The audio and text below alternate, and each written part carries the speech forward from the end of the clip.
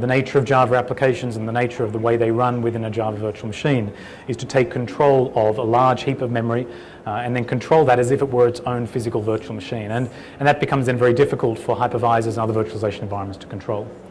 Yet it's also a bit surprising that Java and the Java platform, particularly Java Enterprise Edition, and platforms like VMware TC Server and JBoss and Apache Tomcat, they're designed to be able to run multiple discrete applications, J2E applications, be they WAR files, be they EAR files.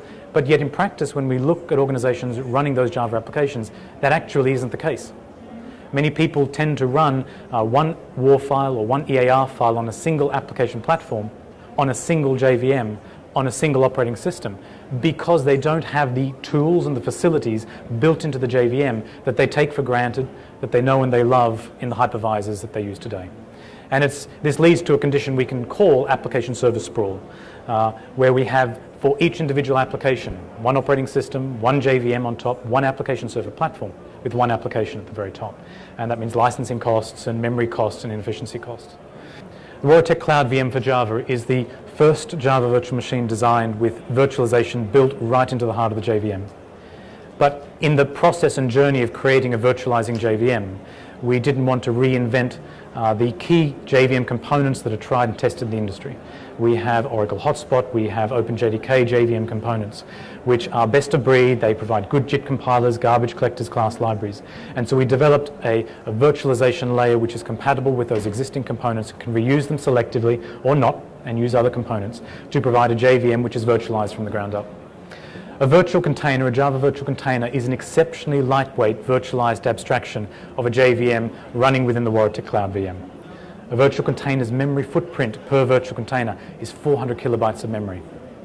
A single Warratec Cloud VM can have hundreds of these stacked in a single VM instance, and you can control the boundaries between them elastically and on the fly. And we'll see a demonstration briefly at the end of that running. A virtual container, a single JVM that hosts many of these. Every aspect of a virtual container is independently metered and controlled within the JVM. You can measure and meter CPU utilization. So CPU utilization is measured and metered in hertz. Memory use is measured in bytes. You can independently control and isolate I/O actions, I/O interfaces, file system access and controls. You can provide this in a fine-grained, elastic and multi-tenant way that no normal JVM provides today. But every aspect of virtual container operation is controllable. I can pin and schedule different threads on different CPUs. I can control the priorities of memory use and CPU use. I can limit the number of file descriptors that an individual Java application can use, the maximum, the number of concurrent ones, the number of sockets. I can measure the amount of data that's got in and out on any network interface or API call at all. I can change the memory bounds on the fly. I can enable facilities like elastic memory, where I might reserve 20 megabytes for this Hello World application, but allow it to elastically burst into a shared pool of, say, an additional 15 megabytes in certain conditions and rounds. So you bring into the Java environment the ability to bring real elasticity to over-provision your Java applications. And that's really what Java virtualization is all about. It's about consolidating many Java applications onto a smaller server footprint, bringing the elastic control facilities so you can over-provision that single server infrastructure and get more from your Java applications and more efficiency out of your server environment, taking away that historical inefficiency of having many JVMs with committed heap but unused memory and so forth.